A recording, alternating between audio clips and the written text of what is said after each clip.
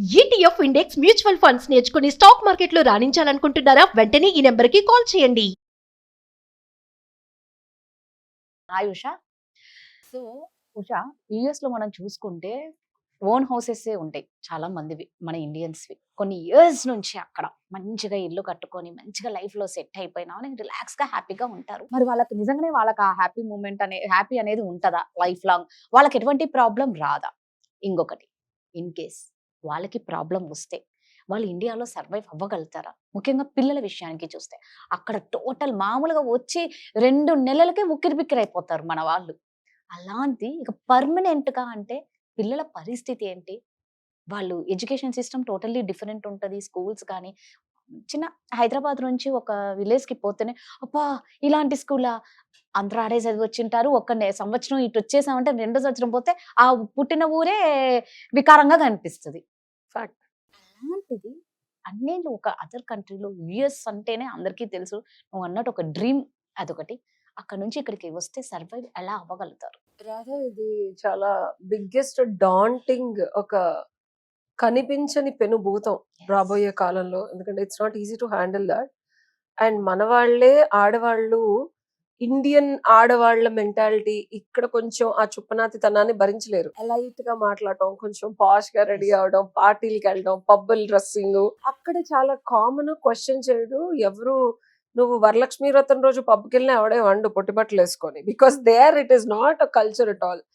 ఇక్కడ legal obligations వల్ల తప్పనిసరి పరిస్థితుల్లో, ఉండలేని పరిస్థితుల్లో అమెరికాలో జరిగే విపత్కరమైన updates of different issues legally వాళ్ళ స్టేకి ఇబ్బందికరమైన పరిస్థితులు వస్తున్నాయి, రాబోతున్నాయి. అండ్ ఇది తెలుసుకొని నాకు తెలిసిన ఫ్రెండ్స్ డాలస్ లో చాలా మంది ఇల్లు అమ్మేసుకొని ర్యాపప్ చేసేసుకొని ఇక్కడికి వచ్చి వర్క్ ఫ్రమ్ హోమ్స్ చేస్తా, ఇక్కడ మళ్ళీ కొత్తగా వాళ్ళు వ్యాపారాలు బిజినెస్లు పెట్టాలంటే ఆ నెట్వర్క్ కానీ వాళ్ళకి పియర్స్ కూడా ఇప్పుడు వాళ్ళ కల్చర్ వేరు రాదా. వాళ్ళు అమ్మాయిలు అబ్బాయిలు 14-15 ఏళ్ళకి డేట్ చేయడం, వాళ్ళ ఇంట్లోంచి బయటకు వెళ్ళిపోవడం, పేరెంట్స్ మాట వినకపోవడం, సొసైటీ ఏమనుకుంటే ఏంటి, అమ్మాయిలు కూడా ఇంత బట్టలు వేసుకొని మేకప్ వేసుకోవడం. నువ్వు ఫారెన్ పిల్లల్ని చూడలేదు, సో వాళ్ళు అసలు పెద్దగా మాట వినరు. వద్దన్న కాదన్న కల్చర్ మనకి ఈ జెన్జీస్ లో వచ్చేసింది.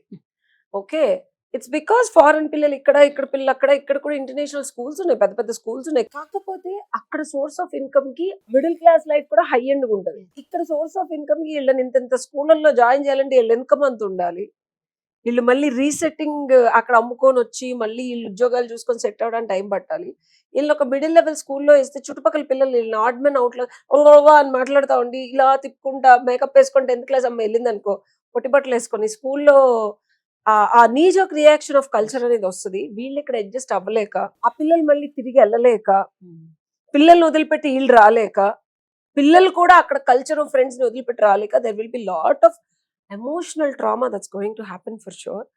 అండ్ ఈ అడ్జస్ట్మెంట్ అనివార్య కారణాలు, తప్పని పరిస్థితులు అని చెప్పుకోవాలి. అండ్ ఎలా అయితే మన ఇండియాను వదిలేసి అక్కడికి వెళ్ళి ఇబ్బంది పడి అడ్జస్ట్ అయ్యారో, మళ్ళీ అక్కడ వదిలేసి ఇండియాకి వచ్చి మళ్ళీ ఇబ్బంది పడి అడ్జస్ట్ అవ్వాలి. అట్లీస్ట్ ఇక్కడ నుంచి అక్కడికి వెళ్ళినప్పుడు రాదా డబ్బులు వస్తా ఉన్నాయి.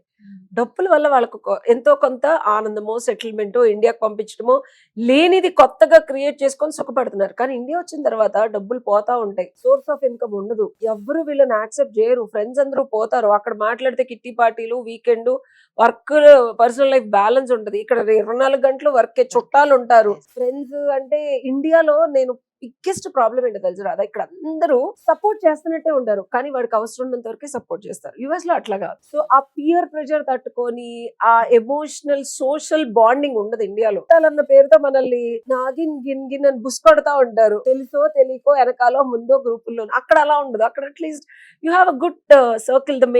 ఎంత నువ్వు మెయింటైన్ చేస్తే నీకు అంత సపోర్ట్ స్ట్రక్చర్ ఉంటుంది. అది మిస్ అయిపోతారు ఇక్కడ. దాట్ విల్ బి డబ్బులు ఉండవు, సపోర్ట్ స్ట్రక్చర్ ఉండరు, ఎమోషనల్ గా ఎవరు సపోర్ట్ ఉండరు. వీళ్ళు మనోళ్ళు అనుకునేటప్పుడు డబ్బులన్నీ తీసేసుకొని తినేసి మనకు సపోర్ట్ చేస్తారన్న టైంలో చేరు. So this lot of queues it's gonna happen. And this lot of planning. ఎవరైతే ఫ్యామిలీస్ అమెరికా నుంచి వస్తున్నారో అన్నిటికి ఒడిదుడుకుల్ని తట్టుకొని బ్యాకప్ గా ఒక ఎక్స్ అమౌంట్ పెట్టుకొని, డబ్బులున్నా లేకపోయినా సరే పిల్లల్ని జాగ్రత్తగా వాళ్ళ ఎమోషనల్ హెల్త్, మెంటల్ హెల్త్, మంచి స్కూల్స్ ఒక 1 year 2 years వరకు ప్లాన్ చేసుకొని, వాళ్ళకి పియర్ ప్రెషరు లేకపోతే చుట్టుపక్కల ఉన్న వాళ్ళు మింగిల్ అవ్వలేనప్పుడు టెన్షన్, ట్రామా, వాళ్ళు ఇంకేదైనా ఎడిక్షన్స్ కి వెళ్తున్నారా, ఇప్పుడు అలవాటైపోయింది. హోమ్ సిక్నెస్ అంటారు, అది తెలియదు. హాస్టల్స్ లో నేను హాస్టల్ లో జాయిన్ హోమ్ సిక్ అంటారు. అప్పుడు వామిటింగ్ అవుతుంది, తినలేము. There are lot of emotional things and climate is very different. అక్కడ స్టోర్స్ ఆర్ డిఫరెంట్, అక్కడ గవర్నమెంట్ పనిచేసే తీరు డిఫరెంట్, అక్కడ లెక్చరర్స్ ఆర్ డిఫరెంట్, అక్కడ college homework system is different. నువ్వు క్యాజువల్ గా ఇట్లా కూర్చొని అలా ఇక్కడ అలా కాదు. నువ్వు అలా కూర్చున్నావు అంటే నీకు సెల్ఫ్ డెస్క్ ఉండదు, 10 మంది పిల్లలతో కలిసి కూర్చోవాలి. మాట్లాడితే రీసెస్ అయితే నువ్వు లెక్చరర్స్ రూమ్స్ కి వెళ్తావు. ఇక్కడ అట్లా ఉండదు. నువ్వు కూర్చున్న దగ్గరికి లెక్చరర్స్ వస్తారు, కదలకూడదు, క్లాస్ బంక్ కొట్టడానికి లేదు, absent పడకూడదు. Lot of things that I have seen because I've studied there and I've looked into that. కాబట్టి అసలు అక్కడ సిస్టమ్ ఆఫ్ ఎడ్యుకేషన్ పిల్లలు అయితే నలిగిపోతారు కదా. పెద్దవాళ్ళు అంటే అర్థం చేసుకొని అడ్జస్ట్ అవుతారు. సి అబౌట్ టీనేజ్ పిల్లల దగ్గర నుంచి బాబోయ్ అసలు నాకే భయం వేస్తుంది. ఇప్పుడు 18-19 ఏళ్ల పిల్లలు కనుక ట్రాన్స్ఫర్ అయ్యి ఇక్కడికి వచ్చి అని అంటే వాళ్ళకి ఇక తప్పక గతి లేక దిక్కు లేక అమెరికా నుంచి పంపించేసాడు అనుకో, గ్రీన్ కార్డులు ఉన్నా అది చచ్చినట్టు రావాలి హోమ్ ల్యాండ్ కి. వాళ్ళ పాస్పోర్ట్ ఇక్కడే ఉంటది కాబట్టి పోనీ కెనడా వెళ్దామా, ఆస్ట్రేలియా వెళ్దామా, అది 1-2 years ప్రాసెస్. అందాక ఒక 1 year 2 years అయితే వీళ్ళు ట్రావెల్ చేయాలి. దట్ విల్ బి అసలు చుట్టాలు కూడా వీళ్ళు వస్తే అమెరికా నుంచి వచ్చినప్పుడు 10 రోజులు ఉంటారు కాబట్టి ప్రేమగా పిలుస్తారు ఇంటికి.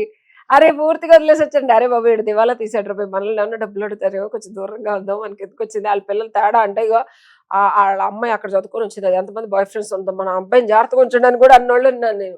ఎవరితో పడితే వాళ్ళు తిరుగుద్దంటే వీళ్ళు ఏం చేస్తారు, మన అబ్బాయిని కెలికేస్తాను. అబ్బాయిల గురించి కూడా మాట్లాడలే, అమ్మాయిలు ఇలాగా దూరం పెట్టిన ఫ్యామిలీస్ ఉన్నాయి. 18-19 ఏళ్ల పిల్ల అంటే అది ఎంత తిరిగిపోతారా, మనకెందుకు రా పిల్ల.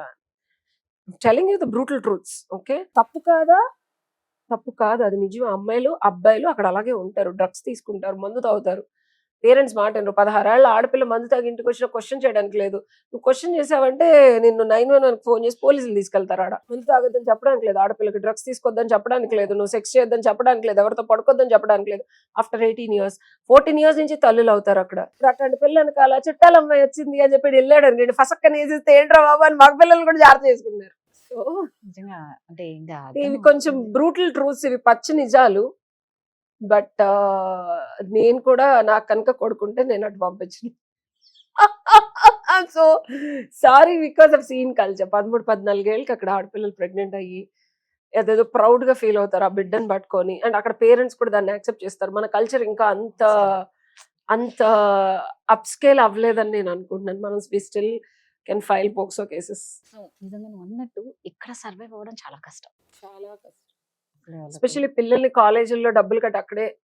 నేను చెప్తున్నాను రాదా, it might sound very weird, student వీసాలు వేసేసి లేకపోతే వాళ్ళని అక్కడ అంటే Trump if he still puts regulations, that's a different story. 3 years 5 years courses join చేసి వాళ్ళ చదువులు అక్కడ కంప్లీట్. టీనేజ్ పిల్లలు గురించి చెప్తున్నాను, not about the kids 9-10 years. Definite గా పేరెంట్స్ పర్యవేక్షణ ఉండాలి. అబౌవ్ 18 years టీనేజ్ పిల్లలు అయితే ఆ క్యారెక్టర్ వాళ్ళకి సెట్ అయిపోద్ది. వాళ్ళు ఇక్కడికి వచ్చి ఈ చిన్న ఉద్యోగాలు, ఈ చిన్న జీతాలకి ఈ చెప్పే లెక్చరర్స్ వాళ్ళకి different way of college style అలవాటు ఉంటుంది. అక్కడ చదువులు చెప్పించడం అంటే రాలేని పరిస్థితుల్లో చిన్నప్పటి నుంచి బాగా పెంచి వాళ్ళు అడ్జస్ట్ అవ్వగలరు. ఇండియా రెగ్యులర్ గా వస్తున్నారు, వాళ్ళకి అర్థమవుతుంది అంటే ఓకే. చాలా మంది ఒక 5 ఏళ్ళు 2 ఏళ్ళు 10 ఏళ్ళు పిల్లలు రారు, అక్కడే ఉంటారు. వచ్చిన 10 days కి వెళ్ళిపోయి అడ్జస్ట్ అవ్వలేని పిల్లలకి అయితే చాలా ఎమోషనల్ గా ట్రామా.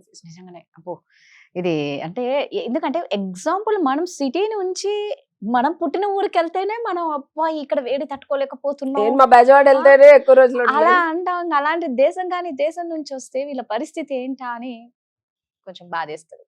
Thank you Usha.